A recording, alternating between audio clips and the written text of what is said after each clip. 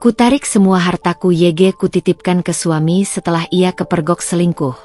Namun ternyata uangku habis untuk membiayai gundiknya. Halo Bunda, semoga Bunda semuanya dalam keadaan sehat dan bahagia ya. Sebelum masuk ke ceritanya, jangan lupa like, komen dan subscribe channel ini ya. Selamat menonton. Aku, Dinda, duduk di depan meja kerja dengan laptop terbuka. Dinginnya malam menyelimuti ruangan, hanya diterangi oleh cahaya layar yang memantulkan angka-angka tak bersahabat. Mataku menatap fix pada deretan transaksi terakhir di rekening bank kami. Rekening yang seharusnya berisi hampir $500 miliar, hasil jerih payahku selama 5 tahun terakhir bekerja sebagai konsultan keuangan. Tapi sekarang, saldonya hanya menyisakan angka yang bahkan tak cukup untuk membayar uang muka rumah baru yang selama ini kami impikan. Jari-jariku gemetar menekan tombol scroll mouse, menelusuri satu persatu transaksi yang tak kukenal. Transfer besar ke berbagai merchant branded, pembayaran kartu kredit yang bukan milikku, dan yang paling membuat dadaku sesak, transfer rutin setiap bulannya ke sebuah rekening atas nama Lea Agustina. Siapa itu Lea? Nama itu sama sekali tak asing di telingaku, tapi aku yakin bukan bagian dari keluarga atau teman dekat kami. Kubalikan badan, melihat jam dinding yang sudah menunjukkan pukul 11 malam. Mas Vicky belum pulang. Lagi-lagi dengan alasan meeting mendadak dengan klien. Padahal, biasanya dia selalu mengabari jika akan pulang larut. Aku mencoba menenangkan diri, mungkin ada penjelasan yang masuk akal. Mungkin saja ada kebutuhan mendesak yang belum sempat dia ceritakan. Tapi naluriku berteriak lebih keras. Ada yang salah. Aku masih ingat betul, 3 bulan lalu, kami berdiskusi tentang rencana membeli rumah kedua sebagai investasi. Saat itu, Vicky dengan yakin bilang, uangnya aman, Din. Nanti kalau udah cukup, kita beli cash biar nggak kena bunga. Tapi sekarang, ketika kubuka aplikasi investasi yang seharusnya menjadi dana pembelian rumah itu, nilainya menyusut drastis. Bahkan, beberapa deposito sudah dicairkan tanpa sepengetahuanku. Aku menarik napas dalam-dalam, mencoba menahan amarah yang mulai menggelegak. Haruskah aku langsung menanyakan ini padanya? Atau lebih baik mengumpulkan bukti dulu? Kepalaku pening memikirkan kemungkinan terburuk. Apakah uangku dipakai untuk hal-hal yang tak kuketahui? Atau, jangan-jangan. Tiba-tiba, suara kunci berputar di pintu depan membuyarkan lamunanku. Vicky akhirnya pulang. Wajahnya terlihat lelah, tapi masih sempat tersenyum tipis padaku. Lagi ngapain, Din? Kok belum tidur? Tanyanya sambil melepas sepatu. Aku menatapnya dalam-dalam, mencoba mencari tanda-tanda kebohongan di matanya. Mas, boleh aku tanya sesuatu? Suaraku lebih datar dari yang kukira. Ada apa? Dia duduk di depanku, masih dengan senyum itu. Senyum yang dulu selalu membuatku merasa aman, tapi sekarang justru membuatku curiga. Saldo rekening kita kok turun drastis? Dan siapa Lea Agustina yang rutin dapat transfer dari rekening kita? Seketika itu juga, senyumnya menghilang. Malam itu, setelah pertanyaanku tanyakan, udara di antara kami seketika menjadi tebal. Mas Vicky tidak langsung menjawab. Matanya berkedip cepat, dan aku bisa melihat bagaimana jarinya mengetuk-ngetuk lengan kursi dengan ritme tidak teratur. Tanda klasik saat dia gugup. Lea? Oh, itu, rekan kerjaku dari proyek sampingan. Akhirnya dia menjawab, tapi suaranya terdengar datar, seperti sudah dipersiapkan. Dia membantu urusan administrasi, jadi memang ada fee bulanannya. Aku mengerutkan kening. Fee bulanan? Tapi transfernya besar sekali. Mas, dan kenapa aku tidak pernah dengar tentang proyek sampingan ini sebelumnya? Vicky menghela napas panjang, lalu tiba-tiba berdiri dan berjalan ke dapur. Aku haus, ada air mineral. Aku tahu itu taktik mengalihkan pembicaraan. Tapi aku biarkan saja. sambil mencerna alasan yang baru saja dia berikan. Rekan kerja? Fee administrasi? Aku sudah cukup lama bekerja di dunia keuangan untuk tahu bahwa tidak ada fee administrasi yang mencapai belasan juta per bulan. Apalagi untuk proyek yang bahkan tidak pernah disebut-sebut sebelumnya. Beberapa menit kemudian, Vicky kembali dengan segelas air di tangan. Dia duduk di depanku lagi, kali ini dengan ekspresi lebih tenang. Maaf, Din. Aku seharusnya ngobrol dulu sama kamu tentang ini. Tapi proyeknya agak urgent, jadi aku langsung handle sendiri. Aku mengangguk perlahan, berpura-pura menerima penjelasannya. Tapi di kepalaku, alarm bahaya terus berbunyi. Proyek apa, Mas? Aku kan bisa bantu kalau butuh saran keuangan. Dia tersenyum tipis. Nggak usah repot-repot. Lagian udah selesai kok. Hari-hari berikutnya, aku mulai lebih memperhatikan tingkah lakunya. Aku tidak lagi menanyakan soal Lea, tapi diam-diam mengawasi setiap gerak-geriknya. Dan semakin aku memperhatikan, semakin banyak keanehan yang muncul. Seperti malam Jumat lalu, ketika kami sedang santai menonton film, tiba-tiba teleponnya bergetar.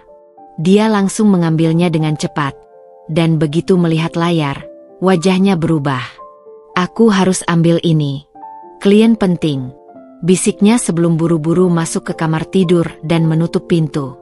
Aku duduk terpaku di sofa, mendengar suaranya yang tiba-tiba menjadi sangat lembut dari balik pintu. Iya, nanti aku hubungi lagi. Jangan khawatir. Jantungku berdegup kencang. Itu bukan suara yang biasa dia gunakan untuk berbicara dengan klien. Keesokan harinya, ketika Vicky sedang mandi, aku tidak bisa menahan diri lagi. Aku mengambil ponselnya yang ditinggalkan di meja makan. Aku tahu ini melanggar privasi, tapi rasa ingin tahuku sudah tidak terbendung lagi. Dan di sana, di antara notifikasi email dan pesan grup keluarga, ada sebuah chat dari kontak yang disimpan dengan nama L. Besok ketemuan ya? Aku kangen. Vicky, iya, aku juga. Tapi harus hati-hati, Dinda mulai curiga.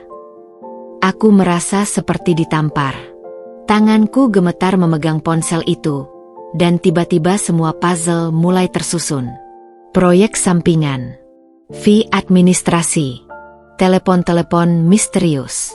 Dan sekarang, chat mesra ini. Sebelum sempat membaca lebih jauh, aku mendengar suara pintu kamar mandi terbuka. Dengan cepat aku mengembalikan ponselnya ke tempat semula. Tapi rasanya dunia di sekitarku sudah berubah. Aku tidak tahu siapa Lea ini sebenarnya. Tapi satu hal yang pasti, Vicky berbohong padaku. Dan aku tidak akan tinggal diam.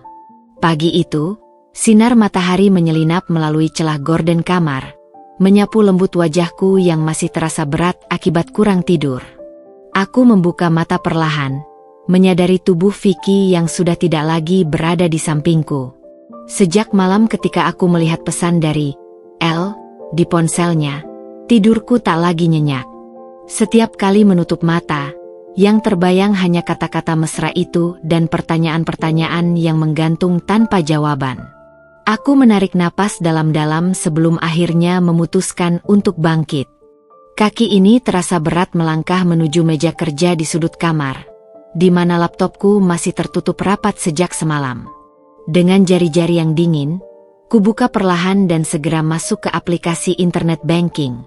Kali ini, aku tidak hanya memeriksa saldo. Aku akan menyelam lebih dalam, menelusuri setiap transaksi yang membuat tabungan kami menyusut drastis. Pertama, aku memfilter transaksi berdasarkan nominal besar. Mata ini tak percaya melihat deretan angka yang muncul di layar. Dalam 3 bulan terakhir saja, ada lebih dari 10 transfer dengan nominal di atas 15 juta rupiah ke rekening yang sama, Lea Agustina. Beberapa di antaranya bahkan mencapai 30 juta. Aku menghitung cepat di kepala. Totalnya sudah lebih dari 200 juta hanya dalam 1/4 tahun. Kedua, aku memeriksa riwayat kartu kredit. Di sini, kejutan lain menungguku. Tagihan kartu kredit Vicky, yang katanya hanya dipakai untuk keperluan darurat, penuh dengan transaksi di butik-butik mewah, restoran fine dining, dan hotel-hotel berbintang. Tanggal-tanggalnya bertepatan dengan hari ketika Vicky mengaku sedang dinas luar kota atau meeting dengan klien. Ketiga, aku membuka aplikasi investasi. Ini yang paling membuat dadaku sesak. Deposito berjangka yang seharusnya menjadi dana pendidikan anak kami, jika kelak kami punya, sudah dicairkan 2 bulan lalu tanpa pemberitahuan. Begitu juga dengan reksadana yang selama ini kukelola dengan hati-hati. Aku menutup mata sejenak, mencoba menenangkan diri yang mulai gemetar. Tapi bayangan Vicky dan wanita misterius itu, Lea, terus menghantuiku. Siapa sebenarnya dia? Apa hubungannya dengan Vicky? Dan yang paling penting, berapa banyak lagi uangku yang sudah mengalir untuknya? Dengan tekad bulat, aku mulai mencatat setiap transaksi mencurigakan di buku notes kecil. Aku juga mengambil screenshot dan menyimpannya di folder rahasia di ponselku. Ini bukan lagi tentang kecurigaan. Ini tentang pembuktian. Tiba-tiba, suara langkah kaki mendekat dari belakang membuatku kaget. Dinda, sarapan sudah kusiapkan, ucap Vicky dengan suara riang, seolah tidak ada yang salah.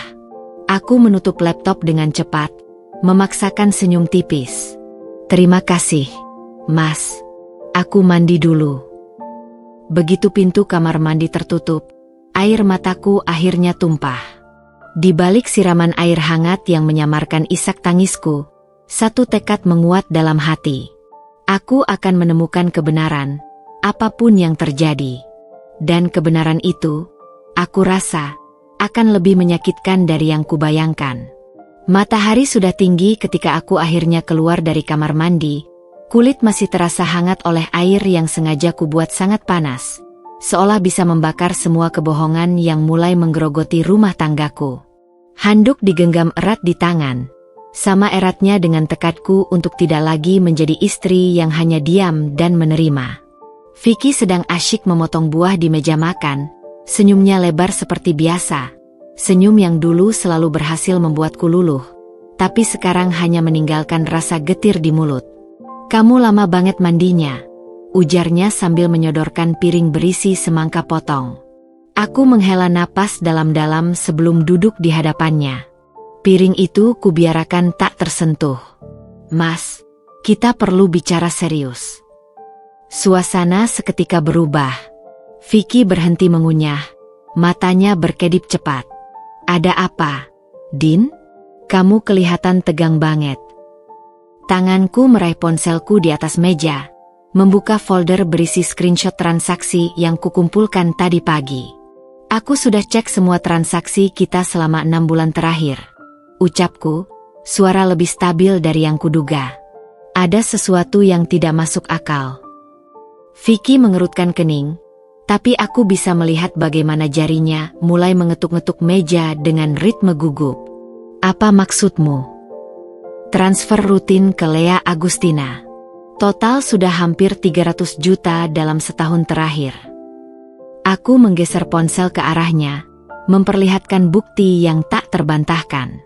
Ini bukan fee administrasi, Mas. Jumlahnya terlalu besar, dan terlalu sering. Wajah Vicky berubah pucat. Dia mengambil ponselku, matanya bolak-balik membaca data yang kuperlihatkan, seolah berharap ada kesalahan teknis dalam laporan bank itu. Din, aku bisa jelaskan. Lalu ada juga penarikan deposito dan reksadana tanpa sepengetahuanku.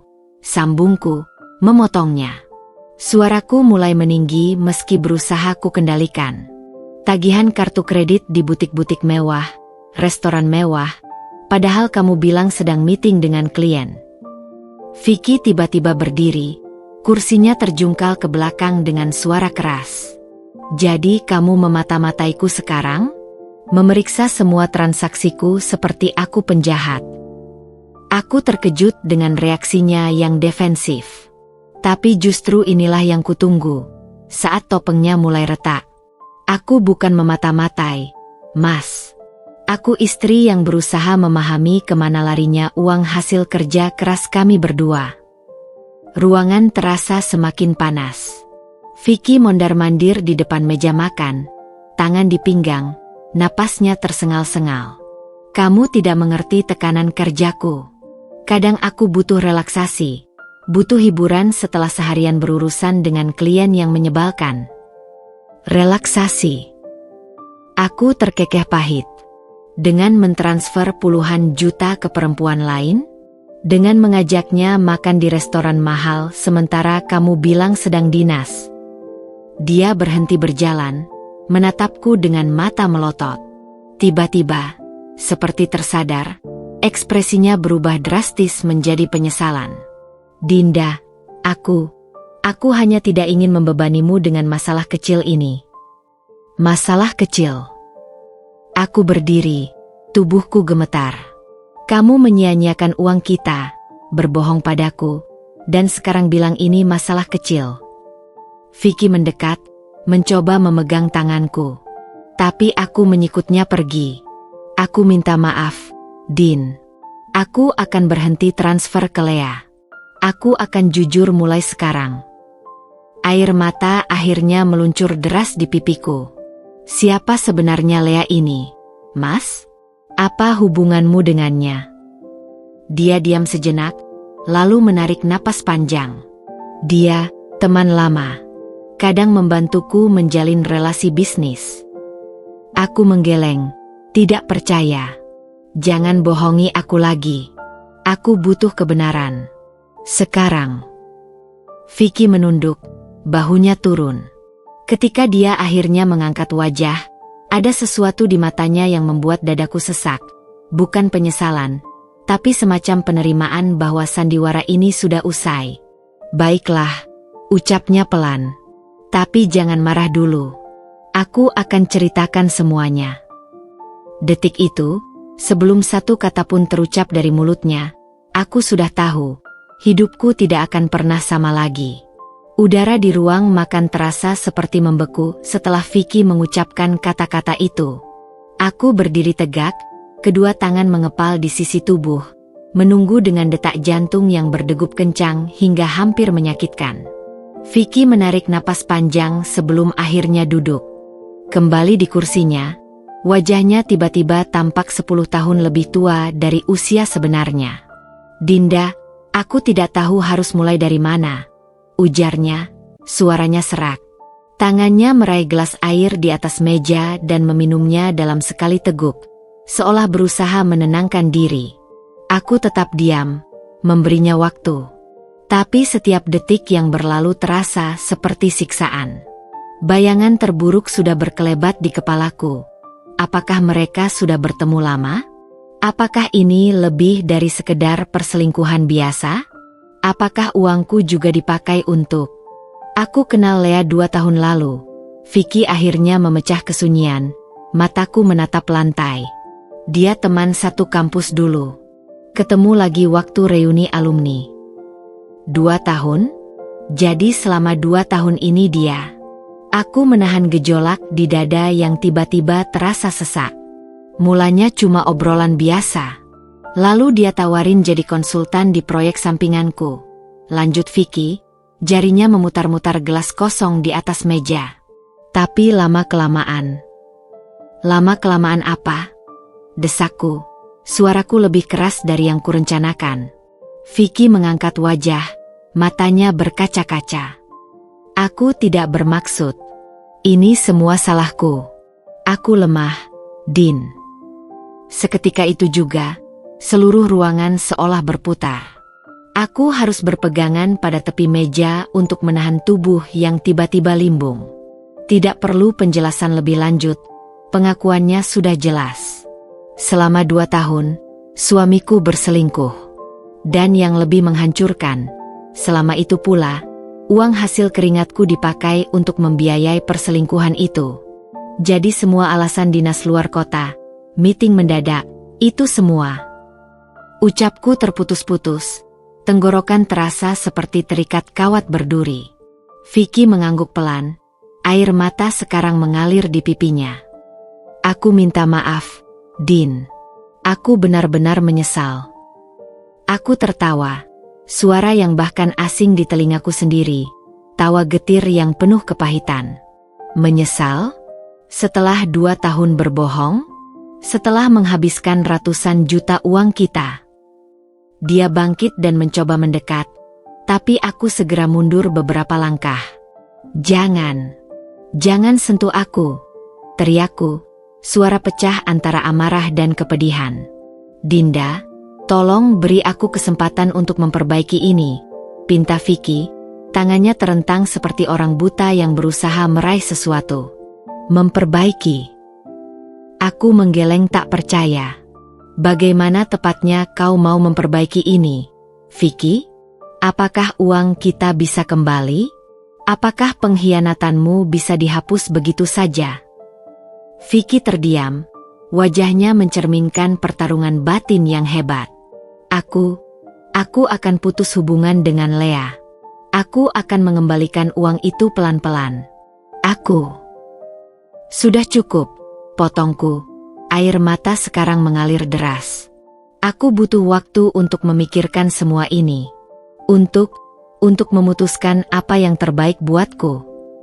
Aku berbalik dan bergegas menuju kamar tidur, mengunci pintu di belakangku. Tubuhku lunglai bersandar di pintu, perlahan merosot ke lantai seperti boneka yang talinya putus. Di luar, Vicky mengetuk-ngetuk pintu pelan, memanggil namaku berulang kali dengan suara penuh penyesalan. Tapi aku tidak bisa mendengarnya lagi. Tidak sekarang. Pikiranku melayang ke masa lalu, ke hari ketika kami pertama kali bertemu, ke momen ketika dia berlutut dan meminta aku menjadi istrinya, ke janji-janji manis tentang membangun masa depan bersama. Semua itu sekarang hancur berkeping-keping, digantikan oleh kenyataan pahit bahwa pria yang kukasihi ternyata telah mengkhianatiku selama bertahun-tahun. Telepon di tanganku bergetar. Aku melihat layar, sebuah pesan dari nomor tak dikenal. Dengan jari gemetar, kubuka pesan itu. Dinda, aku tahu semua tentangmu dari Vicky. Tapi kau harus tahu, dia tidak akan pernah meninggalkanku. Lebih baik kau yang pergi. Lampiran foto berikutnya membuat nafasku tercekat. Gambar Vicky dan Lea sedang berpelukan mesra di sebuah kamar hotel. Senyum bahagia terpancar di wajah mereka. Tanganku gemetar semakin hebat. Ini baru permulaan, bisik suara kecil di kepalaku. Perang yang sesungguhnya baru saja dimulai.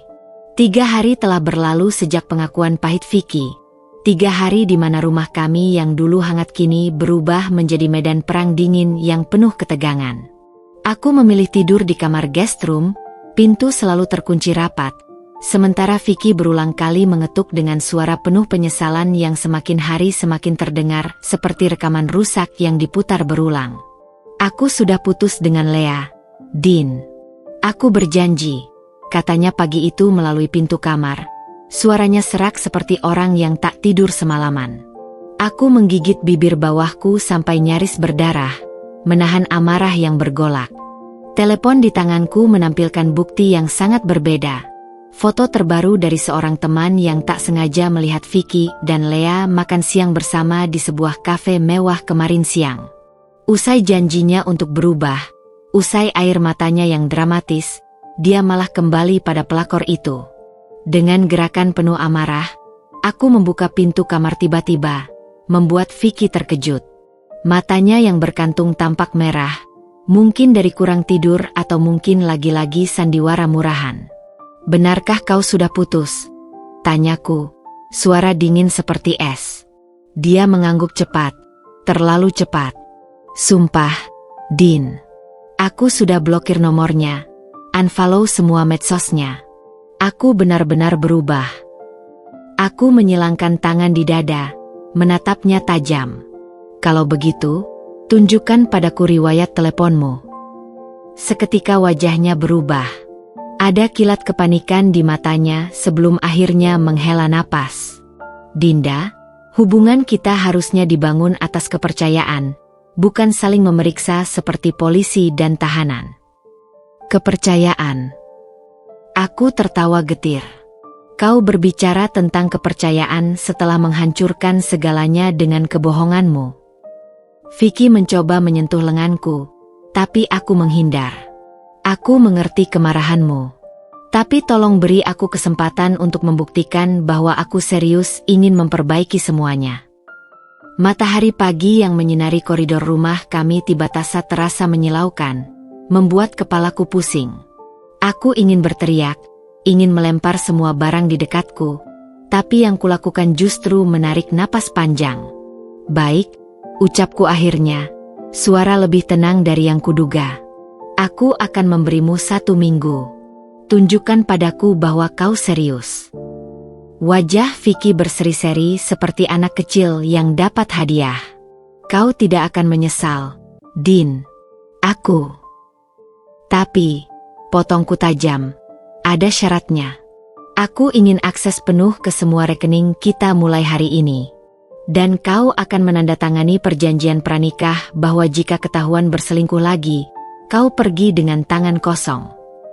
Dia tercekat, wajahnya berubah pucat. Perjanjian pranikah? Itu keterlaluan, Din. Kita sudah menikah 5 tahun. Dan kau berselingkuh selama 2 tahun di antaranya, balasku dingin. Ambil atau tinggalkan. Vicky menggaruk-garuk kepalanya yang tak gatal, tanda klasik saat dia gelisah. Aku butuh waktu memikirkannya. Tentu saja, balasku sambil memutar balik dan kembali ke kamar, mengunci pintu di belakangku. Aku tahu jawabannya sudah jelas. Dia tidak akan pernah menandatangani itu karena dia tidak berniat mengakhiri perselingkuhannya. Sore itu, ketika Vicky pergi, mengunjungi orang tuanya, aku menyewa jasa detektif swasta yang direkomendasikan temanku. Aku butuh bukti konkret, kataku pada pria parubaya itu di sebuah kedai kopi sepi. Foto, rekaman, transaksi, semua yang bisa digunakan di pengadilan nanti. Detektif itu mengangguk bijak. Kami akan mulai memantaunya besok. Tapi ibu harus siap. Kadang kebenaran lebih kejam dari yang kita bayangkan. Aku mengangguk pelan, menyerahkan beberapa foto Vicky dan dokumen penting. Di dalam tas, ponselku bergetar. Pesan dari nomor tak dikenal lagi. Dia bilang mau putus? Haha. Baru saja kami berdua di Sapphire Hotel. Mau bukti? Jemariku mengetik balasan dengan mantap. Kirim saja. Aku butuh semua bukti untuk pengadilan nanti.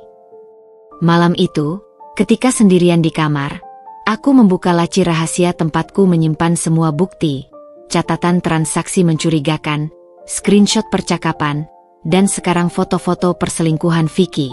Satu folder khusus kubuat di laptop dengan password kuat. Kebenaran yang harus kubayar. Di kejauhan, suara mobil Vicky memasuki garasi terdengar. Aku cepat-cepat menyimpan semuanya dan berbaring di tempat tidur.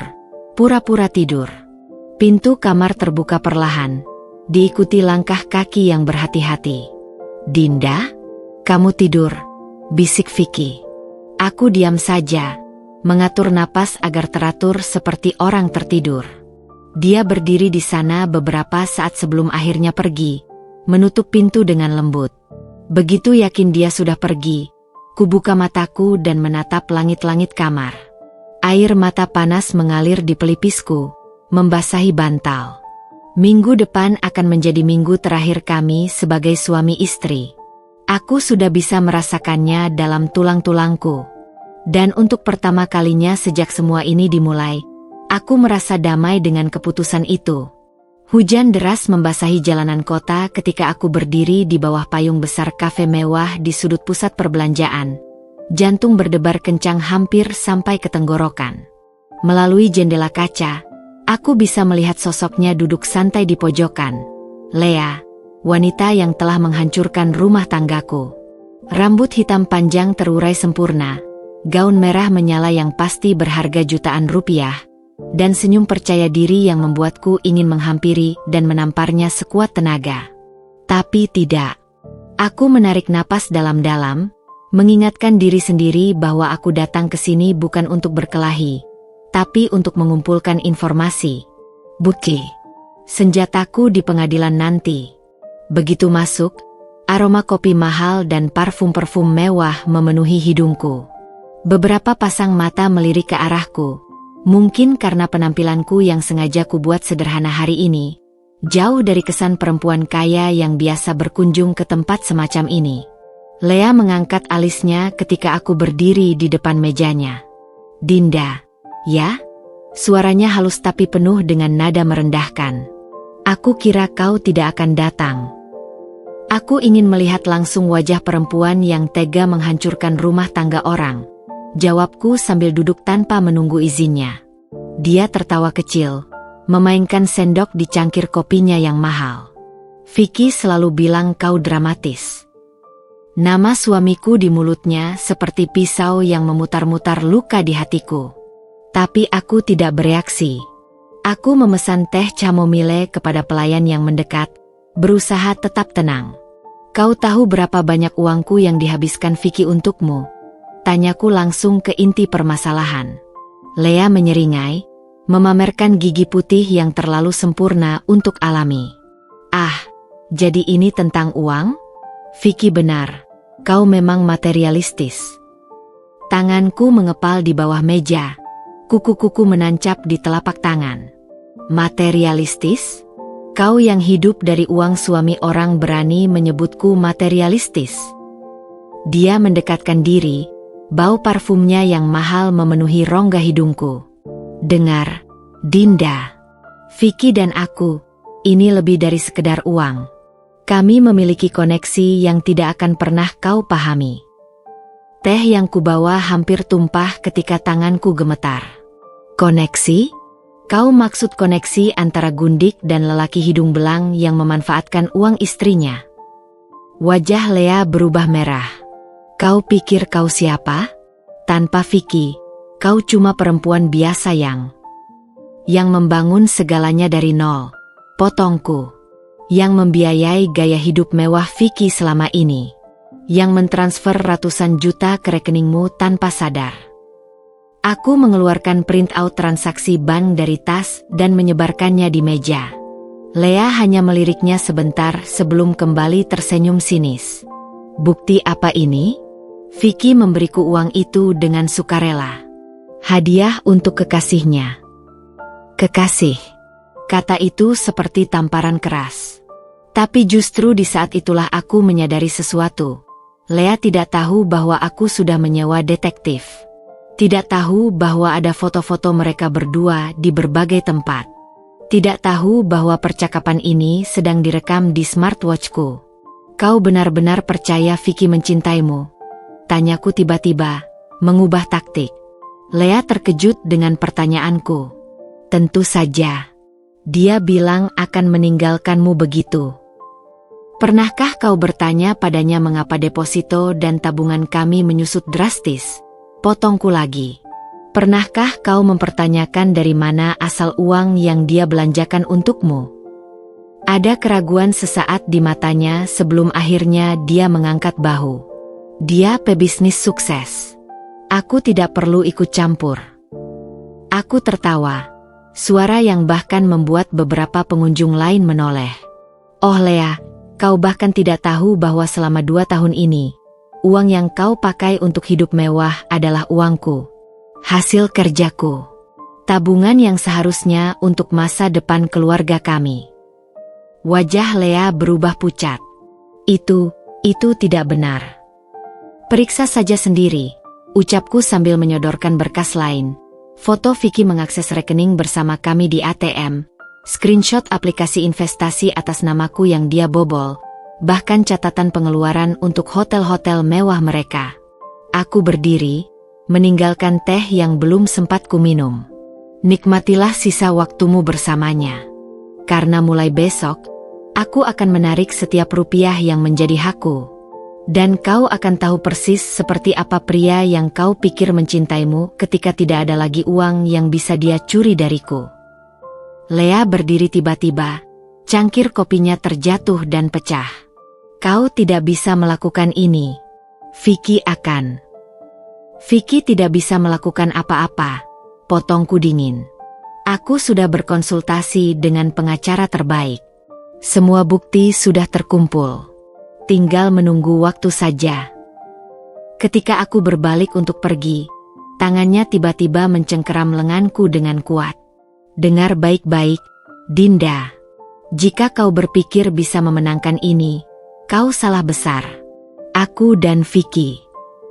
Aku melepaskan genggamannya dengan kasar. Simpan ancamanmu untuk pengadilan nanti. Sekarang, maafkan aku. Ada janji dengan pengacaraku. Langkahku mantap meninggalkan kafe itu. Meski dalam hati, rasanya ingin berlari sejauh mungkin. Baru ketika sampai di mobil, aku membiarkan air mata yang selama ini kutahan mengalir deras. Smartwatch di pergelangan tanganku bergetar. Notifikasi bahwa rekaman percakapan tadi sudah tersimpan otomatis di cloud. Satu lagi bukti untuk perang besar yang akan datang. Sementara hujan terus menghujam kaca mobil, ponselku berdering. Detektif yang kusewa mengirim pesan. Ibu Dinda, kami dapat foto baru. Vicky dan Lea sedang melihat-lihat apartemen kemarin. Tampaknya mereka berencana tinggal bersama. Aku menatap pesan itu lama sekali sebelum akhirnya tersenyum getir. Biarkan mereka bersenang-senang sebentar lagi. Karena sebentar lagi, mereka akan tahu. Dinda bukan lagi perempuan lemah yang bisa mereka permainkan. Malam itu, langit Jakarta dipenuhi gemerlap lampu kota yang berkedip-kedip seperti bintang palsu. Sementara aku duduk di dalam mobil sewaan bersama detektif Reno, tangan menggenggam erat ponsel yang terus mengalirkan update lokasi dari pelacak yang kami pasang di mobil Vicky. Jantungku berdegup begitu kencang sampai-sampai kupikir Reno bisa mendengarnya. Target baru saja masuk ke Hotel Grand Mahakam. Bu, Reno memberitahuku. Matanya tetap tertuju pada layar laptop kecil di pangkuannya yang menampilkan gerak-gerik Vicky dalam bentuk titik merah bergerak. Aku menghela napas dalam-dalam, mencoba menenangkan diri yang gemetar. Kita tunggu sampai mereka masuk kamar. Bisikku, suara serak oleh rasa ngeri dan amarah yang bergolak. Reno mengangguk, lalu menyalakan alat perekam kecil. Saya sudah koordinasi dengan staf hotel. Kita bisa masuk dengan alasan darurat keluarga begitu mereka terkunci di dalam. 30 menit berlahan seperti 30 tahun. Akhirnya, ponsel Reno bergetar. Sinyal dari kontaknya di hotel bahwa Vicky dan Lea sudah check-in di kamar 1208. Sudah waktunya, ucap Reno sambil mematikan laptopnya. Kaki ini terasa seperti diisi beton ketika melangkah keluar mobil menuju lobi hotel yang mewah. Setiap langkah terasa berat, tapi tekadku lebih besar dari rasa takut. Aku harus melihat dengan mataku sendiri. Aku harus mendengar pengakuan dari mulut Vicky sendiri. Petugas hotel yang sudah disiapkan Reno mengantar kami naik lift khusus ke lantai 12. Kami punya informasi ada keadaan darurat keluarga di kamar 1208. Reno berbohong dengan lancar sambil menunjukkan kartu identitas palsunya. Begitu lift terbuka, aku bisa mendengar suara tawa Lea dari ujung koridor. Tawa genit yang selama ini hanya kudengar dalam rekaman. Reno memberi kode pada petugas hotel untuk mengetuk pintu sambil berteriak, "Room service." Ada suara gerakan tergesa di dalam. Lalu Vicky membuka pintu dengan wajah masam, yang seketika berubah pucat ketika melihatku berdiri di belakang Reno dan petugas hotel. Dinda. Aku mendorong pintu dengan kuat, melangkah masuk ke dalam kamar suite mewah yang dipenuhi bukti perselingkuhan mereka. Lea terlonjak dari tempat tidur, hanya mengenakan bathrobe hotel. Wajahnya mencerminkan campuran kaget dan kemenangan. "Surprise, istri tersayang," ucapnya dengan senyum sinis. Vicky mencoba menghalangi pandanganku. "Din, ini bukan seperti yang kau pikir." "Jangan bohong lagi," teriakku. Suara menggema di seluruh ruangan. Tanganku mengacungkan ponsel yang menampilkan foto-foto transfer uang, percakapan mesra mereka, dan reservasi hotel selama ini. Aku tahu segalanya. Vicky, 2 tahun kebohongan. Ratusan juta uangku kau habiskan untuk perempuan ini. Lea tiba-tiba tertawa, berjalan mendekat dengan gaya sok menang. Uangmu? Vicky yang bilang itu uang bisnisnya. Apa? Sekarang kau mau menuduh juga? Diam, sergahku, membuatnya terkejut mundur. Aku menatap Vicky dengan mata berkaca-kaca. Aku ingin dengar dari mulutmu sendiri. Katakan yang sebenarnya. Sekarang. Detik-detik berikutnya terasa seperti adegan slow motion. Vicky melihat ke arah Lea, lalu padaku, lalu ke Reno yang dengan tenang merekam semuanya. Bahunya turun, seperti kantung pasir yang robek. Iya. Akhirnya dia mengaku, suara hampir tak terdengar. Aku berselingkuh. Tapi Lea yang memulai. Dia yang bencong. Lea tiba-tiba menyergap, wajahnya merah marah. Kau yang ngejar-ngejar aku dari awal. Yang janji nikahin aku setelah cerai dari si Dinda. Ruang hotel yang mewah itu tiba-tiba berubah menjadi medan perang. Vicky dan Lea saling menyalahkan dengan kata-kata kotor yang membuat petugas hotel yang ikut masuk terpana. Aku hanya bisa berdiri di tempat, menyaksikan pasangan selingkuh ini saling menghancurkan satu sama lain dengan kebenaran-kebenaran pahit yang selama ini mereka sembunyikan.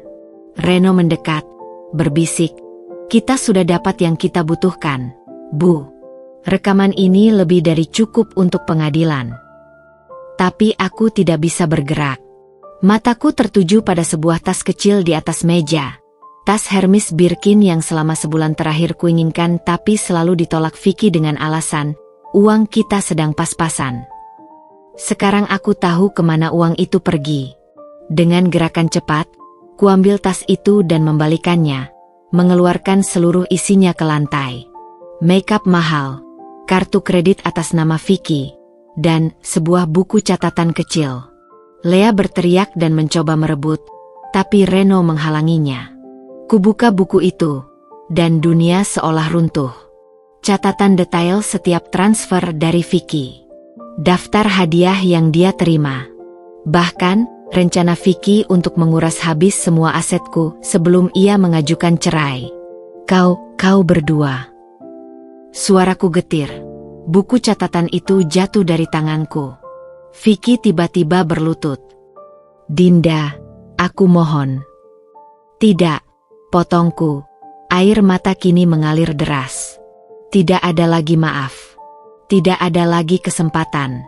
Besok pagi, pengacaraku akan mengajukan gugatan cerai dengan semua bukti ini. Aku berbalik dan berjalan keluar, meninggalkan mereka berdua dalam kekacauan yang mereka ciptakan. Di lift yang turun, tubuhku gemetar tak terkendali. Reno menaruh tangan di bahuku. Ibu kuat. Semua ini akan berakhir baik, katanya mencoba menghibur. Tapi yang ku tahu hanyalah satu hal. Perang baru saja dimulai, dan aku tidak akan berhenti sampai keadilan benar-benar ditegakkan. Pagi itu, sinar mentari yang biasanya hangat terasa menusuk-nusuk kulitku seperti jarum-jarum halus ketika aku berdiri di depan kantor pengacara perempuan ternama, Bu Rika Suryawan. Gedung berlantai kaca itu memantulkan bayanganku. Yang terlihat jauh lebih tua dari usia sebenarnya. Mata sembab, bahku yang biasanya tegap sekarang sedikit membungkuk, seakan menanggung beban seluruh pengkhianatan yang baru saja kualami.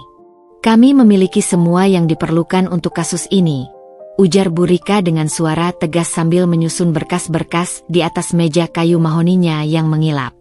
Matanya yang tajam memandangku dengan simpati tapi juga ketegasan profesional. Rekaman percakapan di hotel, bukti transfer tidak sah, pengakuan lisan Vicky, bahkan rencana mereka untuk menguras aset Anda. Ini adalah salah satu kasus perselingkuhan paling terbuka yang pernah saya tangani. Tanganku gemetar memegang gelas air mineral yang disodorkan asistennya. Air itu terasa pahit ketika menelannya, seperti semua kepahitan yang harus kuminum selama ini. Apa yang harus saya lakukan sekarang? Tanyaku, suara kecil yang tidak seperti diriku yang biasanya percaya diri. Bu Rika mendorong sepucuk surat ke hadapanku. Pertama, tanda tangani surat gugatan cerai ini. Kedua, kita bekukan semua aset bersama sebelum Vicky sempat memindahkannya. Ketiga, dia berhenti sejenak. Kita siapkan diri untuk perang yang mungkin tidak sehat. Kulihat dokumen setebal 20 halaman di depanku. Kata, gugatan cerai, terpampang besar di halaman pertama. Seolah meneriakan akhir dari sebuah pernikahan yang dulu kupenuhi dengan cinta dan pengorbanan. Ballpoint di tanganku terasa seberat batu. Apakah saya membuat keputusan tepat? Bisikku, lebih kepada diri sendiri. Pengacaraku menarik kursinya mendekat. Dinda, izinkan saya jujur. Vicky bukan hanya berselingkuh. Dia secara sistematis menggelapkan uang Anda, merencanakan pengkhianatan finansial, dan bekerja sama dengan wanita lain untuk memanipulasi Anda. Ini bukan lagi tentang cinta, tapi tentang kejahatan terencana. Dia membuka laptop dan memperlihatkan dokumen lain, laporan detektif yang menunjukkan Vicky dan Lea sedang melihat-lihat apartemen mewah di kawasan Kuningan minggu lalu. Mereka tidak menyesal, Dinda. Mereka hanya menyesal ketahuan. Air mataku jatuh menetes di atas kertas gugatan, membuat tintanya sedikit melebar. Tapi kali ini, bukan air mata keraguan, melainkan air mata keputusan yang sudah bulat. Dengan tarikan napas panjang, kuletakkan tanda tanganku di atas garis bertitik, mengukir akhir dari sebuah babak kehidupan. Selanjutnya, Burika melanjutkan sambil menyimpan dokumen yang sudah ditandatangani. Kita harus bergerak cepat. Saya sudah mengajukan permohonan pembekuan sementara semua rekening bersama dan aset-aset lain. Dia menjelaskan rencana hukumnya dengan rinci, bagaimana kami akan mengajukan tuntutan pengembalian dana yang dialihkan secara tidak sah, klaim atas kerugian moral, bahkan kemungkinan tuntutan pidana untuk penggelapan. Tapi bersiaplah, peringatannya membuatku menggigit bibir. Vicky tidak akan menyerah begitu saja. Orang seperti dia biasanya akan melancarkan serangan balik, mungkin mencoba menjatuhkan reputasi Anda, atau mengadu domba keluarga. Saat itulah ponselku berdering. Nomor tak dikenal. Ketika ku jawab, suara Vicky yang panik memenuhi telingaku. Dinda, apa benar kau sudah mengajukan gugatan cerai? Kau tidak bisa melakukan ini. Kita bisa bicara. Aku sudah bicara cukup lama, Vicky. Jawabku, suara lebih tenang dari yang kuduga. Tapi yang kudengar hanya kebohongan. Kalau kau teruskan gugatan ini, aku akan. Akan apa? Tantangku, sekarang dengan nada lebih keras. Mengancamku? Seperti yang kau lakukan pada Lea ketika dia tidak menuruti kemauanmu. Diam sejenak di seberang sana. Jadi kau sudah tahu soal itu juga. Akhirnya dia berkata, suara tiba-tiba berubah dingin. Tahu segalanya, Vicky. Dan pengacaraku juga. Sebelum dia sempat membalas, kuakhiri panggilan itu. Tanganku gemetar, tapi hatiku merasa lega. Seperti baru saja melemparkan beban berat yang kugotong terlalu lama. Burika mengangguk setuju. Bagus. Jangan beri dia kesempatan untuk memanipulasi emosi Anda lagi. Ketika aku keluar dari gedung kantor pengacara 2 jam kemudian, dunia terasa berbeda. Masih sama-sama cerah, masih sama-sama ramai, tapi sekarang aku melihatnya dengan pandangan baru. SMS masuk dari nomor Lea. Kau pikir menang? Tunggu saja. Aku dan Vicky punya senjata rahasia untuk menghancurkanmu. Aku menyimpan ponselku dengan senyum getir. Biarkan mereka mencoba. Aku sudah bukan Dinda yang mudah ditaklukkan lagi. Di kejauhan, awan gelap mulai mengumpul di atas langit Jakarta. Pertanda badai akan segera datang. Tapi kali ini, aku siap menghadapinya. Dengan payung hukum di satu tangan, dan tekad baja di tangan lainnya. Udara di rumah kami yang dulu hangat kini terasa seperti ruang pendingin mayat, dingin, beku, dan penuh dengan kehampaan yang menyiksa. Sejak dokumen gugatan cerai resmi dikirimkan ke pengadilan, Vicky dan aku berubah menjadi dua orang asing yang kebetulan tinggal di bawah atap yang sama, tapi terpisah oleh jurang pengkhianatan yang terlalu dalam untuk diseberangi. Setiap pagi, aku bangun lebih awal, menyiapkan sarapan hanya untuk diriku sendiri di dapur yang sunyi, sambil mendengar suara langkah kaki Vicky yang berhati-hati di lantai atas, seolah takut bertemu denganku. Ketika terpaksa bertemu di koridor, kami saling melewati seperti hantu, tanpa kontak mata, tanpa ucapan, hanya dingin yang menusuk.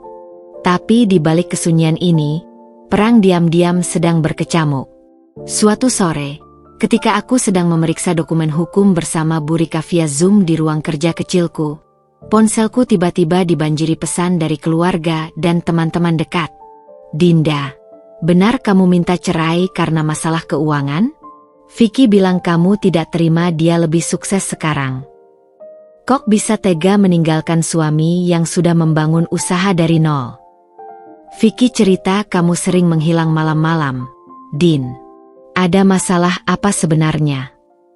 Jantungku berdebar kencang membaca pesan-pesan itu. Tanganku gemetar memegang ponsel sambil mencoba menahan amarah yang bergolak. Vicky tidak hanya mengadu domba. Dia sedang melancarkan kampanye hitam untuk menghancurkan reputasiku di mata orang-orang terdekat. Bu Rika, yang masih terhubung via Zoom, segera membaca situasi. "Serangan balik fase 1, katanya dengan nada tidak terkejut. "Ini klasik, membalikan korban menjadi tersangka. Jangan direspons dulu, saya akan siapkan pernyataan resmi." Tapi godaan untuk membela diri begitu kuat. Aku ingin mengirim bukti-bukti perselingkuhan Vicky ke semua orang itu, ingin meneriakkan kebenaran dari atap rumah. Tapi Bu Rika menahanku. "Sabar, Dinda. Biarkan dia menggali lubang lebih dalam untuk dirinya sendiri." Malam itu, ketika aku yakin Vicky sudah tidur, aku menyelinap ke ruang kerjanya, sebuah ruangan yang sekarang selalu terkunci rapat. Tapi kunci sederhana tidak bisa menghentikanku. Kuncinya mirip dengan yang di laci meja kerjaku dulu. Dengan sedikit usaha, pintu itu terbuka. Komputernya masih menyala, hanya dalam mode sleep. Dengan beberapa kali ketikan, aku mencoba menebak password, dan berhasil masuk dengan kombinasi tanggal lahir Lea. Kebodohan yang luar biasa. Isi komputernya membuat darahku mendidih. Ada folder rapi berlabel "Dinda", berisi dokumen-dokumen palsu, laporan keuangan yang dimanipulasi untuk membuatku terlihat boros, catatan palsu tentang konsultasi psikolog yang mengindikasikan ketidakstabilan mental, bahkan draft pesan-pesan teks yang dibuat seolah berasal dariku kepada pria lain. Tapi yang paling menyakitkan, presentasi PowerPoint berjudul "Strategi Perceraian", dengan timeline detail tentang bagaimana Vicky berencana menguasai 70% aset kami dengan memanipulasi bukti. Tanganku cepat-cepat mengkopi semua file itu ke flash disk sebelum mengembalikan semuanya seperti semula. Ketika aku berbalik untuk pergi, mataku menangkap sesuatu di balik tumpukan buku, sebuah ponsel kedua yang tidak kukenal. Ponsel itu terkunci, tapi notifikasi yang muncul di layar cukup membuatku tercekat. "Lea, besok aku temui orangnya. Janji sudah bayar 50 JT untuk kesaksian palsu. Dinda akan hancur di pengadilan."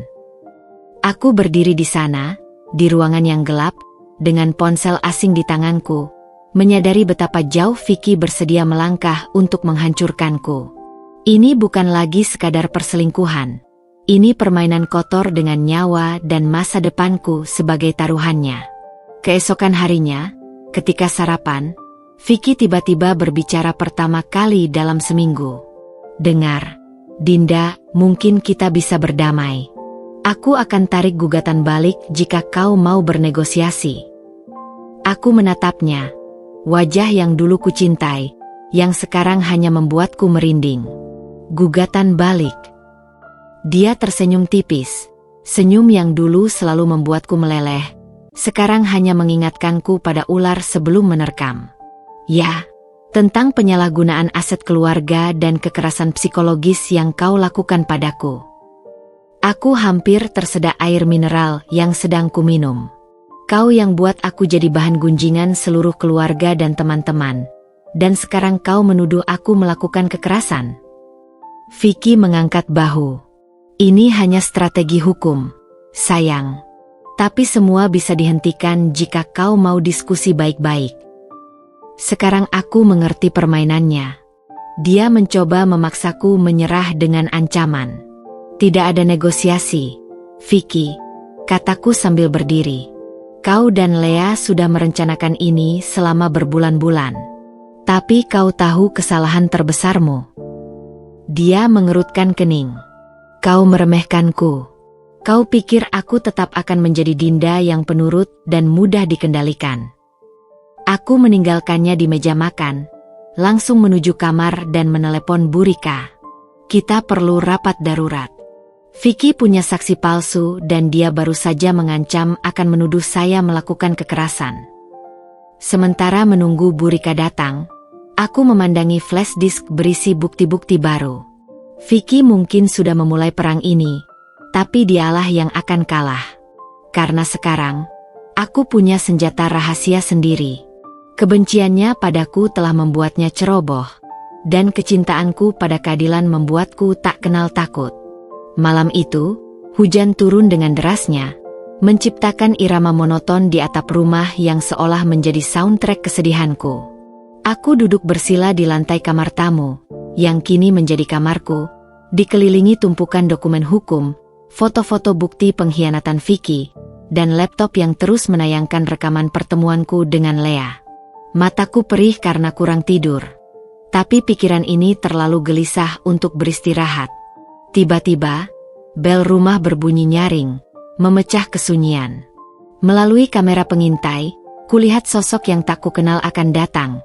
Bima, adik laki-lakiku yang selama ini bekerja sebagai jurnalis investigasi di luar negeri, berdiri di teras dengan wajah penuh amarah yang tak biasa kulihat darinya. Apa kau tidak pernah mendengar ponselmu? Hardiknya begitu aku membuka pintu, tanpa basa-basi. Rambutnya basah kuyup, jas hujan hitamnya meneteskan air ke lantai. Aku sudah menelepon 20 kali. Aku tertegun melihatnya. Bima, kau pulang. Dia langsung menarikku dalam pelukan erat. Tentu saja aku pulang. Setelah mendengar apa yang dilakukan bajingan itu padamu. Seketika, air mata yang selama ini kutahan tumpah tanpa bisa kubendung lagi. Tubuhku gemetar dalam pelukannya, seperti anak kecil yang baru saja mengalami mimpi buruk. Bima memimpinku ke sofa, masih dengan satu tangan melingkari bahuku, pelindung alami yang selalu kumiliki sejak kecil. Ceritakan semuanya dari awal, pintanya sambil mengeluarkan notebook dan recorder profesional dari tasnya, kebiasaan jurnalis yang tak pernah hilang. Selama 2 jam berikutnya, aku menceritakan segalanya dengan suara parau. Dari transfer-transfer mencurigakan, pertemuanku dengan Lea, pengakuan pahit Vicky, hingga ancaman-ancaman terkini. Bima mendengarkan dengan intens, hanya sesekali mengutuk di antara ceritaku. Sialan, umpatnya ketika ku sampaikan tentang rencana Vicky menggunakan saksi palsu. Dia pikir dia bisa menghancurkan keluargaku dengan permainan kotor seperti itu. Dia segera membuka laptopnya dan mulai mengetik dengan cepat. Aku punya kenalan di kepolisian cyber.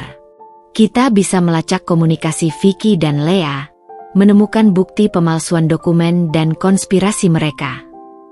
Tapi aku menggeleng. Aku tidak ingin kau terlibat terlalu dalam. Ini masalahku. Masalahmu adalah masalah keluarga, potong Bima dengan suara yang tak bisa dibantah. Matanya, mirip dengan mata ayah kami yang sudah meninggal, berkilat dengan kemarahan yang dingin. Kau ingat waktu kita kecil dulu? Waktu kau bela aku dari bully di sekolah? Sekarang giliranku. Dia mengeluarkan ponsel dan menunjukkan beberapa pesan dari grup keluarga besar kami. Lihat ini. Om dan Tante mulai mempertanyakan cerita Vicky setelah mereka dapat kebocoran informasi anonim tentang bukti perselingkuhannya. Aku terkejut. Tapi, siapa yang mengirim? Siapa lagi kalau bukan Tante Ruri? Bima tersenyum kecil. Dia selalu curiga pada Vicky sejak awal. Sekarang dia mengumpulkan dukungan keluarga untukmu. Perasaan aneh menyergapku, campuran haru, lega, dan sedikit malu. Selama ini aku berusaha menjadi kuat sendirian, menanggung semuanya dalam diam, lupa bahwa ada orang-orang yang bersedia berdiri di belakangku. Bima melanjutkan, besok pagi kita akan mengunjungi Tante Ruri. Dia punya informasi penting tentang bisnis gelap Vicky selama ini. Bisnis gelap? Ya, ternyata selama ini dia bukan hanya mengambil uangmu untuk Lea, tapi juga terlibat dalam beberapa investasi bodong. Dan tebak siapa yang menjadi korbannya? Beberapa anggota keluarga kita. Malam itu, untuk pertama kalinya sejak drama ini dimulai, aku bisa tertawa. Tawa getir tapi juga lega. Ironinya pahit. Vicky yang berusaha mengisolasi aku dari keluarga, sekarang justru terjerat oleh jaring kebohongannya sendiri. Saat aku memandangi Bima yang asyik bekerja di laptopnya, menganalisis dokumen-dokumen yang kudapat dari komputer Vicky, aku menyadari sesuatu yang penting. Aku tidak pernah benar-benar sendirian. Vicky mungkin punya Lea dan rencana-rencana liciknya. Tapi aku punya sesuatu yang lebih kuat. Ikatan darah yang tak akan pernah bisa diputuskannya. Dan besok, pertempuran akan memasuki babak baru.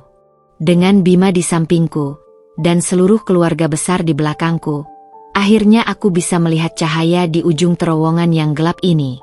Pagi itu, sinar mentari yang seharusnya menyegarkan justru terasa menyakitkan di mataku yang bengkak akibat begadang semalaman menganalisis dokumen-dokumen bersama Bima.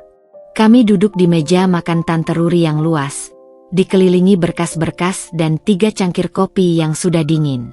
Aroma khas kayu jati tua di rumah bergaya kolonial ini biasanya menenangkan. Tapi hari ini tidak mampu meredakan kegelisahan yang menggerogoti perutku. Tante Ruri, perempuan parubaya dengan sanggul rapat dan kacamata baca yang selalu tergantung di rantai perak, menatapku dengan sorot mata tajam yang langsung membuatku merasa seperti kembali berusia 12 tahun. Sudah kubilang sejak awal, Vicky itu tidak punya integritas. Ujarnya sambil mengetuk-ngetuk dokumen di hadapannya dengan kuku merah yang terawat sempurna.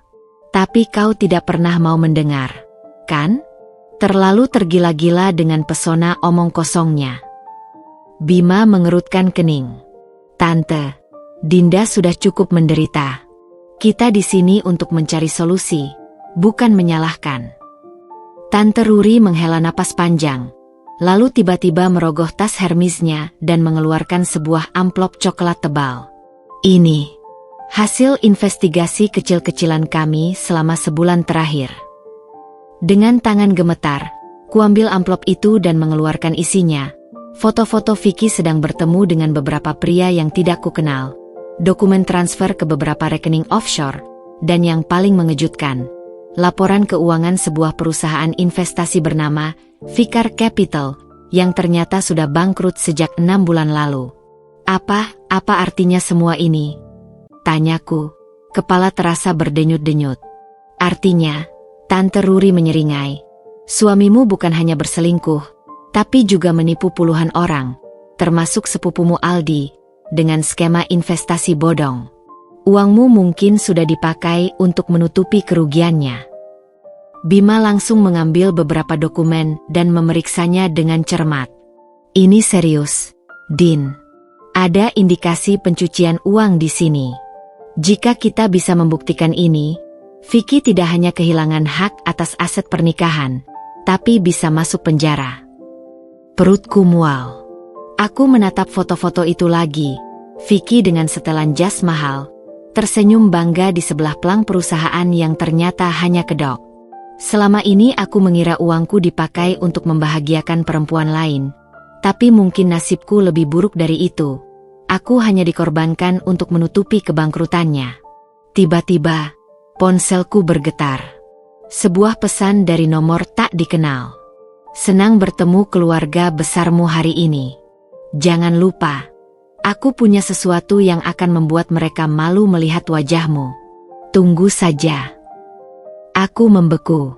Dia mengawasi kita, bisikku, menunjukkan pesan itu pada Bima dan Tante Ruri. Bima langsung berdiri dan berjalan ke jendela, mengamati jalanan di depan rumah.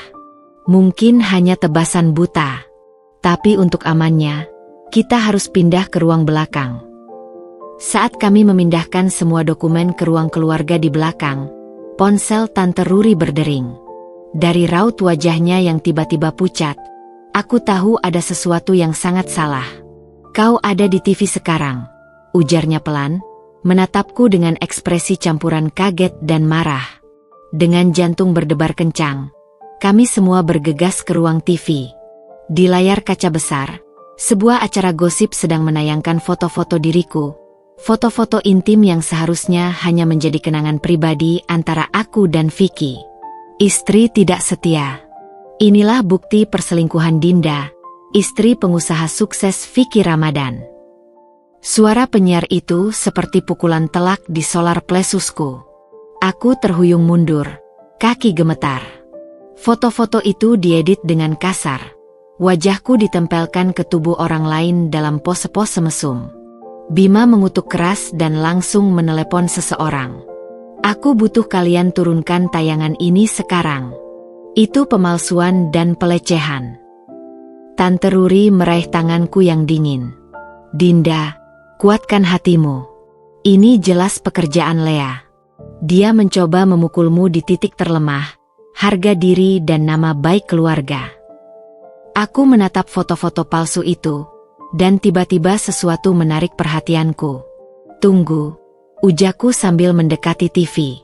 Itu kamar hotel yang sama dengan tempat Vicky dan Lea ketahuan. Bima langsung mengerti maksudku. Kau pikir mereka sengaja memotret kamar itu untuk memalsukan bukti? Tante Ruri tiba-tiba tersenyum. Senyum dingin yang membuatku merinding. Kita punya senjata baru. Jika bisa membuktikan itu kamar yang sama, berarti mereka yang membuat foto palsu ini. Namun sebelum sempat merencanakan langkah berikutnya, dering ponselku lagi. Kali ini dari Bu Rika. Dinda, bersiaplah. Vicky baru saja mengajukan permohonan perlindungan dari KDRT atas namamu ke pengadilan. Dia membawa bukti, luka-luka dan saksi yang bersedia bersumpah melihatmu memukulinya. Dunia seolah berputar. Aku terjatuh ke sofa, tidak bisa bernapas. Ini lebih buruk dari yang kubayangkan. Lea dan Vicky tidak hanya menyerang reputasiku, tapi sekarang menggunakan sistem hukum untuk membalikkan keadaan. Bima berlutut di depanku, memegang bahuku erat. Dengar, Din. Ini perang psikologis. Mereka ingin kau panik dan membuat kesalahan. Tapi kita punya kebenaran di pihak kita. Tante Ruri mengangguk, matanya berkilat dengan amarah yang dingin. Keluarga kita punya pengaruh di media. Besok akan ada konferensi pers membantah semua tuduhan ini. Dan dia mengeluarkan kartu nama dari saku blusnya. Ini kontak jaksa yang pernah kuliah dengan ayahmu. Dia bersedia membantu kasus pemalsuan bukti ini. Malam itu, ketika kembali ke rumah sementara, aku berdiri lama di depan gerbang, memandangi rumah yang dulu kubangun dengan penuh cinta. Sekarang ia terasa seperti medan perang beracun. Tapi sesuatu dalam diriku telah berubah. Ketakutan telah berubah menjadi keteguhan. Kepedihan telah berubah menjadi tekad. Lea mungkin sudah melancarkan serangan kejinya. Tapi dia tidak tahu satu hal. Aku dibesarkan oleh keluarga yang tidak pernah lari dari pertarungan. Dan besok, giliranku untuk membalas. Pagi itu, Pengadilan Negeri Jakarta Selatan tampak lebih megah dan menakutkan dari biasanya. Tanganku berkeringat dingin menggenggam erat tas berisi dokumen-dokumen penting saat melangkah menuju ruang sidang, diiringi oleh Bu Rika yang terlihat sangat profesional dengan setelan jas abu-abu tuanya. Langkahku terhenti ketika melihat Vicky sudah berada di sana, duduk tenang di bangku tergugat dengan setelan jas baru yang pasti harganya setara dengan gajiku sebulan. Di sebelahnya, Lea tersenyum sinis dengan gaun putih polos yang sengaja dipilih untuk menciptakan kesan polos dan lemah. Perhatikan hakimnya, bisik Bu Rika sambil menuntunku ke bangku penggugat. Dia dikenal netral, tapi kita harus ekstra hati-hati dengan bukti-bukti kita hari ini. Sidang pembukaan perebutan aset dimulai dengan suara ketukan palu hakim. Vicky langsung melancarkan serangan pertama melalui pengacaranya yang terkenal licik, Om Hendra, seorang pria berperut buncit dengan kacamata tebal yang selalu membuatku tidak nyaman. Istri saya telah bertindak tidak rasional sejak mengetahui keberhasilan bisnis saya, kata Vicky dengan suara sedih yang dibuat-buat, bahkan berhasil mengeluarkan air mata saat menunjukkan foto-foto rumah yang berantakan. Dia menghancurkan barang-barang berharga kami dalam amukannya. Aku menggigit bibir sampai nyaris berdarah. Foto-foto itu jelas rekayasa. Barang-barang yang dia tunjukkan bahkan bukan milik kami, dan latar belakangnya terlihat seperti studio foto. Ketika giliranku berbicara, Bu Rika dengan tangkas membantah semua tuduhan itu sambil memperlihatkan bukti-bukti sebaliknya. Foto asli rumah kami yang masih rapi, laporan psikolog yang menyatakan kestabilan emosionalku, dan yang paling penting, rekaman percakapan Vicky dan Lea yang merencanakan pemalsuan bukti. Suasana ruang sidang berubah tegang ketika hakim memeriksa bukti-bukti tersebut. Namun tiba-tiba, Om Hendra mengajukan dokumen baru yang membuat darahku membeku. Sebuah surat wasiat atas nama almarhum ayahku yang menyebutkan bahwa sebagian besar aset keluarga sebenarnya adalah warisan Vicky. Apa ini? Teriakku tanpa bisa menahan diri, berdiri dari kursi. Ayahku tidak pernah. Bu Rika menarik lenganku untuk duduk. Tenang, ini pasti pemalsuan, bisiknya tajam. Tapi kerusakan sudah terjadi. Hakim tampak berpikir keras melihat dokumen tersebut. Vicky tersenyum puas dari seberang ruangan, sementara Lea bahkan tidak bisa menyembunyikan senyum kemenangannya. Sidang ditunda sampai besok, dan ketika keluar dari pengadilan, kerumunan wartawan langsung mengepungku. Pertanyaan-pertanyaan menusuk berhamburan. Ibu, benarkah keluarga ibu merampas harta Vicky? Apakah pernikahan ini hanya untuk menguasai aset suami? Bu Rika dengan sigap melindungiku dan membawaku keluar dari kerumunan itu. Begitu masuk ke mobil, air mataku akhirnya tumpah. Dia memalsukan tanda tangan ayahku. Isaku. Bagaimana bisa dia melakukan ini? Bu Rika menatapku serius. Kita butuh bukti bahwa surat wasiat itu palsu. Ada ide. Tiba-tiba, teleponku berdering. Nomor tak dikenal. Dengan ragu, ku jawab. Dinda. Suara seorang wanita tua yang familiar. Ini Ibu Surti, mantan sekretaris ayahmu. Aku baru melihat berita. Surat wasiat itu pasti palsu. Ayahmu selalu menyimpan dokumen asli di berangkas khusus di rumah tua. Dadaku berdebar kencang. Rumah tua, sebuah villa kecil di puncak yang jarang dikunjungi sejak ayah meninggal. Tapi, berangkasnya membutuhkan sidik jari ayah. Dan kau adalah satu-satunya yang memiliki sidik jari itu dalam bentuk stempel khusus. Sayang. Ingat cincin warisan yang ayahmu berikan untuk ulang tahunmu yang ke-25. Aku ternganga. Cincin emas dengan ukiran bunga yang selalu kupakai, ternyata bukan hanya perhiasan biasa. Tanpa membuang waktu, Bu Rika langsung mengatur perjalanan ke puncak. Di tengah perjalanan, Bima menelepon dengan suara gugup. Din, hati-hati. Vicky tahu tentang rumah tua itu. Aku baru saja dengar dari temanku di kepolisian bahwa dia mengajukan permohonan penggeledahan dengan alasan mencari dokumen bisnis. Mobil kami melaju lebih kencang menyusuri jalan berliku menuju puncak. Hujan mulai turun deras, membentuk genangan-genangan yang membuat perjalanan semakin berbahaya. Pikiranku dipenuhi bayangan Vicky. Apakah dia juga sedang dalam perjalanan ke sana?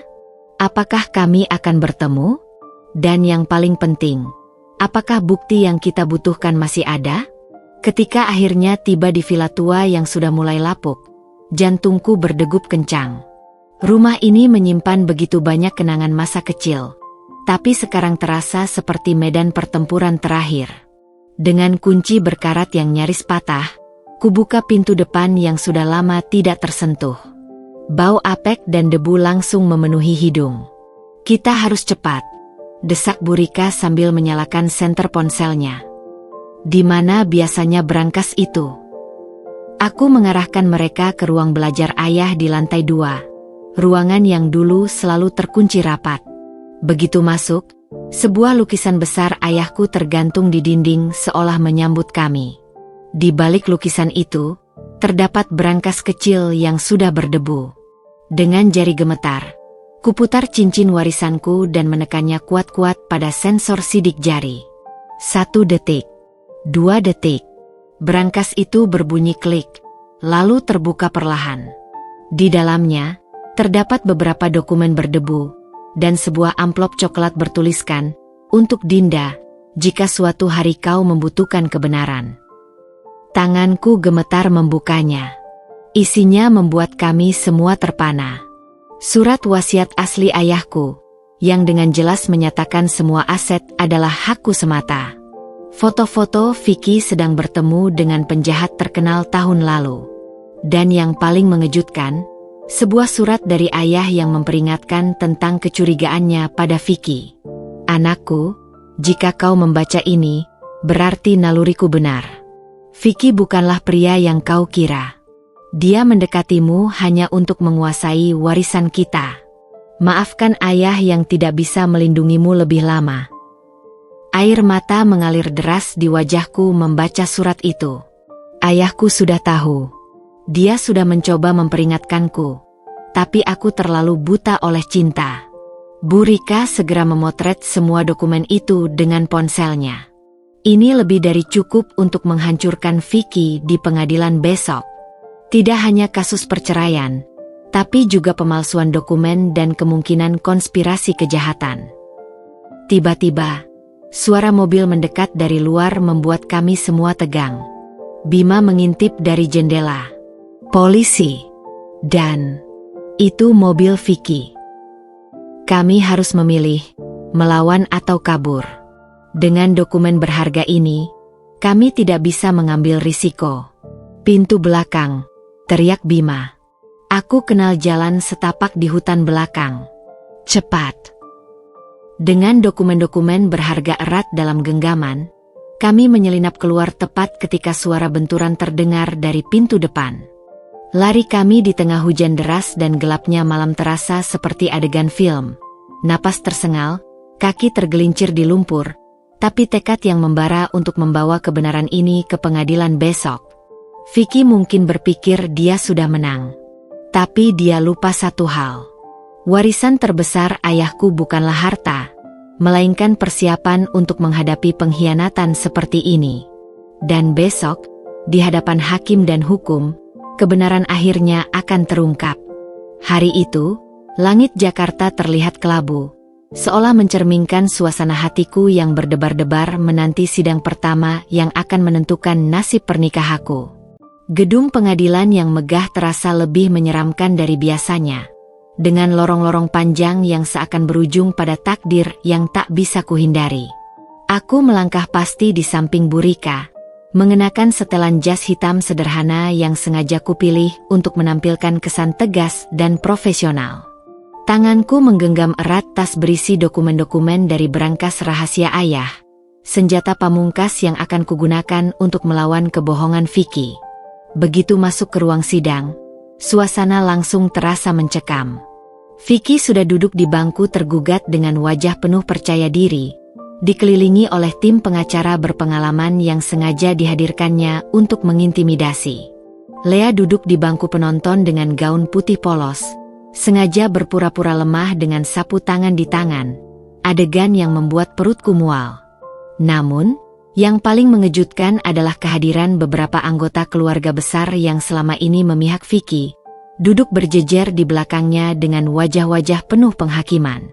Persidangan perkara perceraian dan pembagian harta gonogini antara Dinda Surya dan Vicky Ramadan, saya nyatakan dimulai. Ucap hakim dengan suara berat, mengetuk palu sekali. Om Hendra, pengacara Vicky, langsung bangkit dengan senyum penuh kemenangan. Yang mulia, kami ingin menegaskan kembali bahwa klien kami adalah korban dari istri yang tidak stabil secara emosional dan bermaksud merampas harta warisan keluarga kami. Dia melambaikan surat wasiat palsu itu dengan dramatis. Bu Rika tak tinggal diam. Dengan langkah tegap, dia berdiri dan berbicara dengan suara lantang. Yang mulia, sebelum melanjutkan, kami memiliki bukti baru yang membantah semua klaim tergugat. Dia mengeluarkan dokumen asli dari brankas ayah, difoto dan diperbanyak dengan rapi, lalu membagikannya kepada hakim dan pihak lawan. Ruangan langsung gempar. Vicky yang selama ini terlihat tenang tiba-tiba duduk tegak, wajahnya memucat. Tidak mungkin, bisiknya, matanya melotot melihat surat wasiat asli ayahku. Bu Rika melanjutkan dengan penuh keyakinan. Selain itu, kami memiliki bukti bahwa tergugat telah memalsukan dokumen resmi yang merupakan tindak pidana. Dia menambahkan foto-foto Vicky bersama penjahat terkenal yang juga ditemukan di brankas.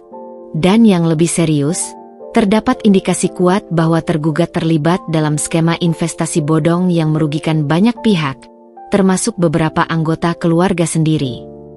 Suasana ruangan berubah drastis. Beberapa keluarga besar yang tadinya duduk di belakang Vicky mulai berbisik-bisik. Wajah mereka berubah masam. Vicky tiba-tiba berdiri, wajahnya merah padam. Ini fitnah. Semua dokumen itu palsu, teriaknya. Suaranya pecah. Hakim mengetuk palu berkali-kali. Tergugat harap tenang. Jika tidak, saya akan mengeluarkan Anda dari ruang sidang. Om Hendra mencoba menenangkan Vicky sambil melirik dokumen-dokumen baru itu dengan wajah mulai khawatir. Dia tak menyangka kami memiliki bukti sekuat ini. Ketika giliranku berbicara, aku berdiri dengan kedua tangan sedikit gemetar, tapi suaraku cukup lantang untuk didengar seluruh ruangan. Yang mulia, selama bertahun-tahun saya mencintai dan mempercayai suami saya. Tapi yang saya dapatkan adalah pengkhianatan, penipuan, dan upaya untuk merampas segala yang orang tua saya wariskan. Aku menatap langsung ke arah Vicky, mataku berkaca-kaca tapi penuh tekad. Saya hanya ingin keadilan. Tidak lebih, tidak kurang. Lea tiba-tiba berteriak dari bangku penonton. Dia pembohong. Semua dokumen itu dibuat-buat. Hakim langsung marah. Keluar. Jika tidak, saya akan menahan Anda atas penghinaan terhadap pengadilan. Petugas segera membawa Lea yang meronta keluar dari ruangan. Tapi sebelum pergi, dia sempat melontarkan tatapan penuh kebencian padaku. Sidang berlangsung alot selama beberapa jam berikutnya. Om Hendra mencoba membantah setiap bukti kami. Tapi semakin dia berusaha, semakin jelas kebohongan Vicky terungkap. Beberapa anggota keluarga yang tadinya memihak Vicky mulai bergeser duduk di belakangku, termasuk sepupuku Aldi yang ternyata menjadi korban investasi bodong Vicky. Ketika hakim akhirnya mengetuk palu terakhir, keputusannya membuat ruangan senyap. Mempertimbangkan bukti-bukti yang ada, pengadilan memutuskan untuk membekukan sementara semua aset tergugat sampai penyelidikan kasus pemalsuan dokumen dan investasi bodong selesai. Sidang ditunda 2 minggu untuk mempersiapkan saksi-saksi tambahan. Begitu keluar dari ruang sidang, Vicky langsung mengejarku di koridor. "Kau pikir menang?" raungnya. Wajahnya berubah menjadi sosok asing yang tak pernah kukenal sebelumnya. "Aku akan menghancurkanmu. Kau belum tahu siapa yang ada di belakangku." Bima dan Bu Rika segera melindungiku, sementara beberapa petugas keamanan menahan Vicky yang mulai kehilangan kendali. Di tengah keributan itu, aku melihat sesuatu yang membuatku tersentak.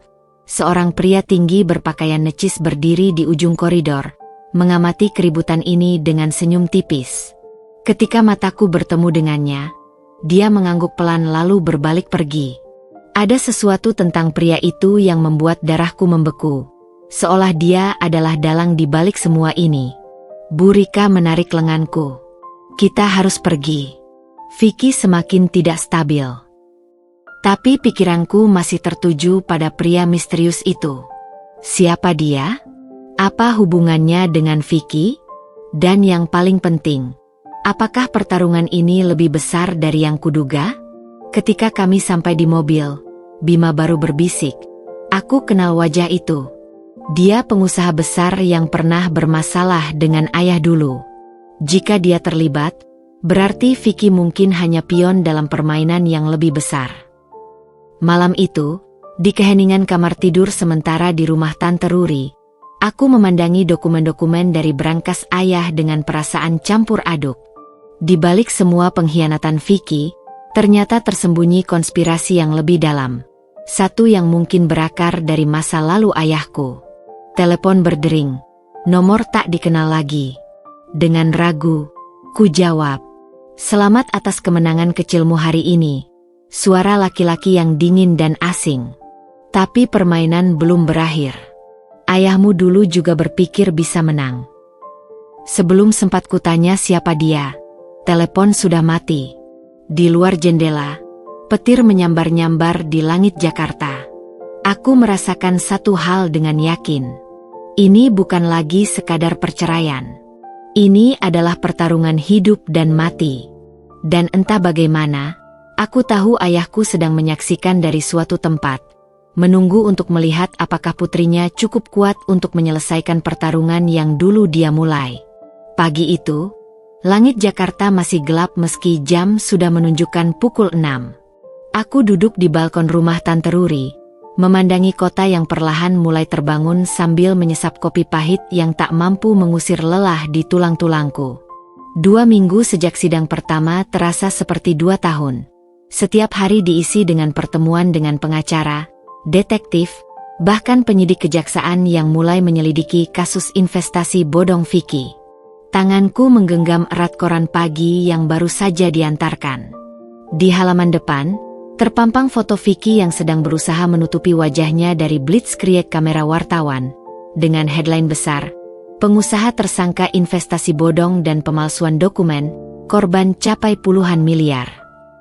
Bima, yang baru saja turun dengan mata masih mengantuk, langsung tersentak melihat koran itu. Wah, berita sudah bocor ke media, ujarnya sambil mengambil koran dariku. Aldi pasti sudah berbicara. Aku mengangguk pelan. Sepupuku Aldi adalah salah satu korban terbesar skema Vicky. Kehilangan hampir 5 miliar dari investasi yang dijanjikan akan menggandakan uangnya dalam 3 bulan. Setelah sidang terakhir, dia akhirnya berbalik mendukungku dan bersedia menjadi saksi. Tapi ini bukan hanya tentang Aldi, bisikku, menunjuk paragraf di tengah artikel. Lihat, ada 5 korban lain yang baru berani bicara. Termasuk mantan direktur bank yang ternyata juga tertipu. Tante Ruri bergabung dengan kami, membawa tablet yang menayangkan siaran langsung di salah satu stasiun TV. Kalian harus lihat ini, katanya dengan suara tegas. Di layar, seorang reporter berdiri di depan gedung mewah yang aku kenal terlalu baik, kantor Vicky Capital. Lokasi ini diduga kuat menjadi pusat operasi penipuan investasi yang telah berjalan selama 3 tahun terakhir. Menurut sumber dekat penyidikan, nilai kerugian diperkirakan mencapai 200 miliar rupiah. Tiba-tiba, gambar beralih ke rekaman Vicky yang sedang dikejar-kejar wartawan di parkiran rumahnya. Wajahnya yang biasanya tampan kini terlihat sembab dan tidak terawat. Mata merah seperti orang yang tidak tidur berhari-hari. Tidak ada komentar. Ini semua fitnah istri saya yang ingin menjatuhkan saya. Teriaknya sebelum masuk ke mobil dengan kasar. Bima menyeringai. Dia sudah panik. Dan lihat, dia menunjuk bagian belakang rekaman. Itu Lea yang sedang berusaha menyelinap lewat pintu samping. Memang benar. Lea yang biasanya selalu tampil sempurna sekarang mengenakan cadar dan kacamata hitam besar, berusaha menghindari kamera. Tapi seorang reporter berhasil menyergapnya. Nyona Lea, Apa komentar Anda tentang dugaan bahwa sebagian uang korban dipakai untuk membiayai gaya hidup mewah Anda? Lea menjawab dengan suara tinggi yang tidak wajar. Saya tidak tahu apa-apa. Saya hanya karyawan. Sebelum buru-buru masuk ke taksi, Tante Ruri mematikan TV. Dia sudah berusaha melepaskan diri. Tanda yang jelas bahwa kapal itu mulai tenggelam. Ponselku bergetar. Pesan dari Bu Rika. Besok sidang lanjutan. Kejaksaan akan membawa saksi baru yang sangat penting. Bersiaplah. Sesuatu dalam nada pesannya membuat jantungku berdegup kencang. Siapa saksi baru ini? Apa yang akan mereka ungkap? Pengadilan keesokan harinya penuh sesak oleh wartawan dan penonton yang penasaran. Bahkan beberapa korban investasi bodong Vicky hadir. Duduk di bangku penonton dengan wajah-wajah marah. Vicky datang dengan wajah pucat dan lingkaran hitam di bawah mata. Om Hendra, pengacaranya, terlihat tidak semegewah biasanya. Jasnya kusut dan wajahnya tegang.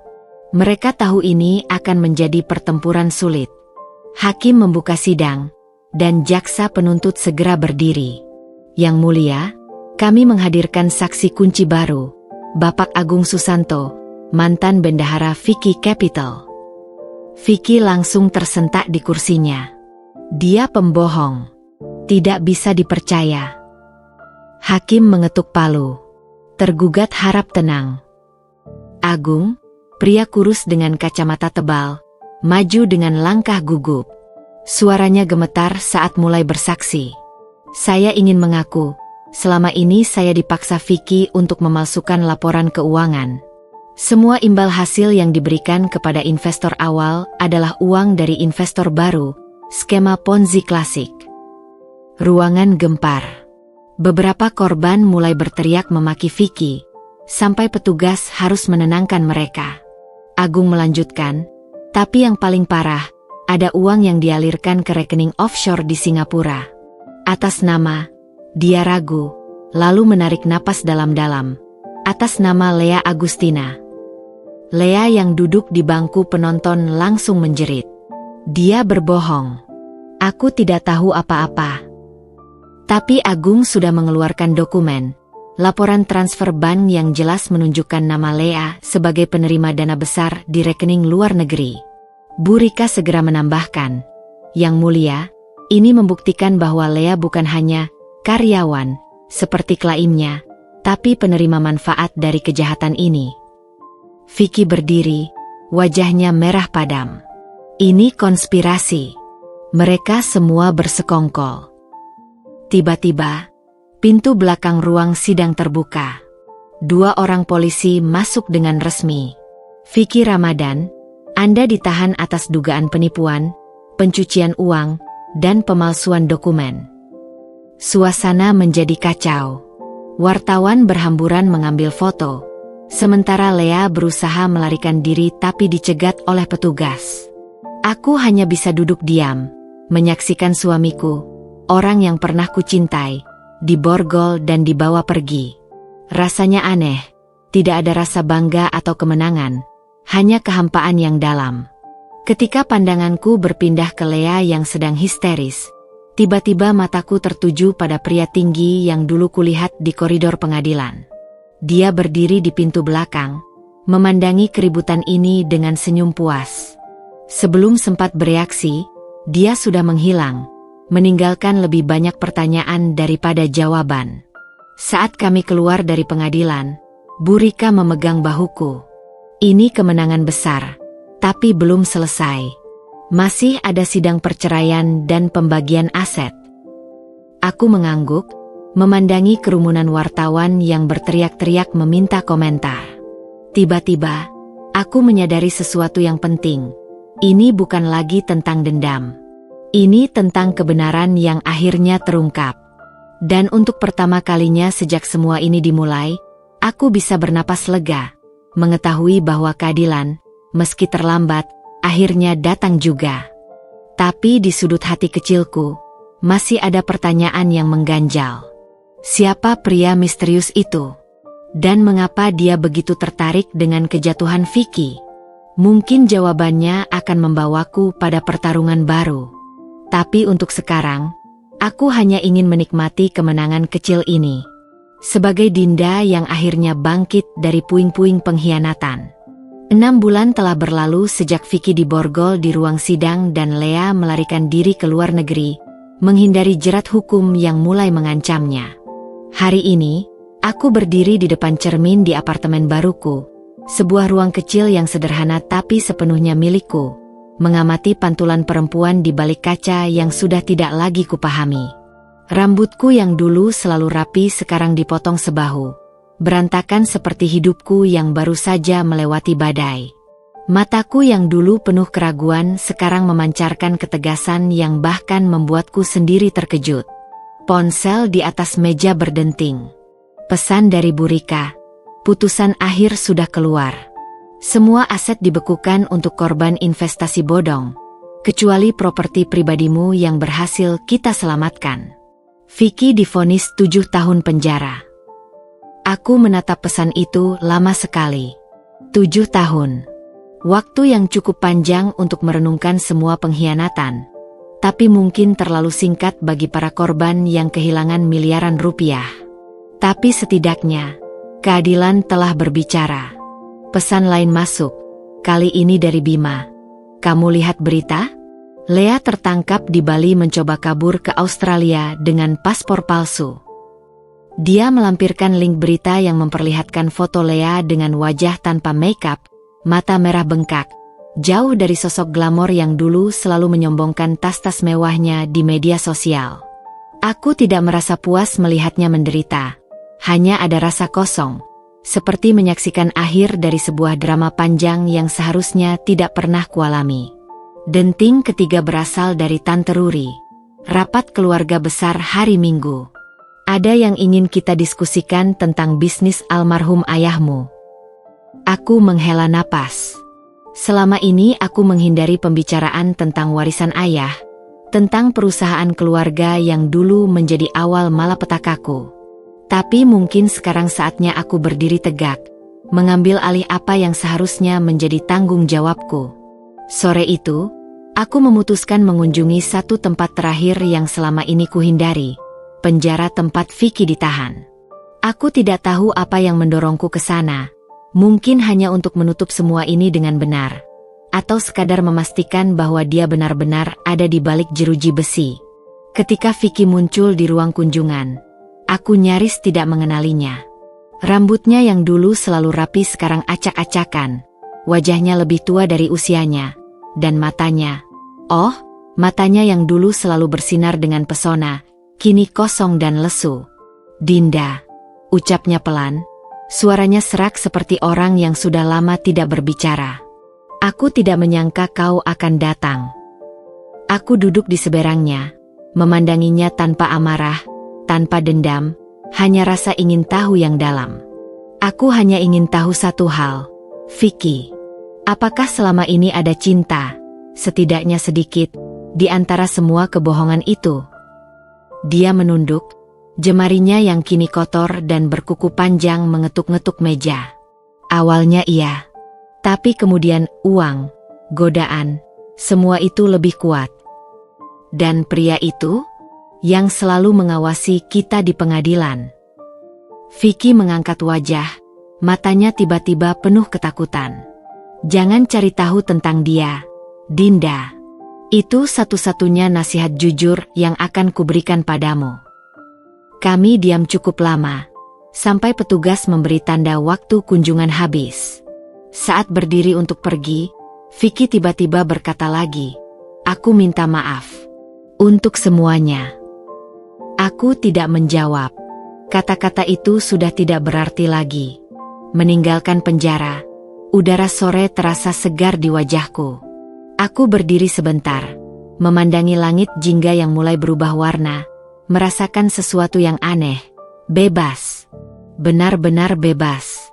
Esoknya, di rumah Tante Ruri, seluruh keluarga besar berkumpul. Wajah-wajah yang dulu memandangku dengan ragu sekarang penuh hormat.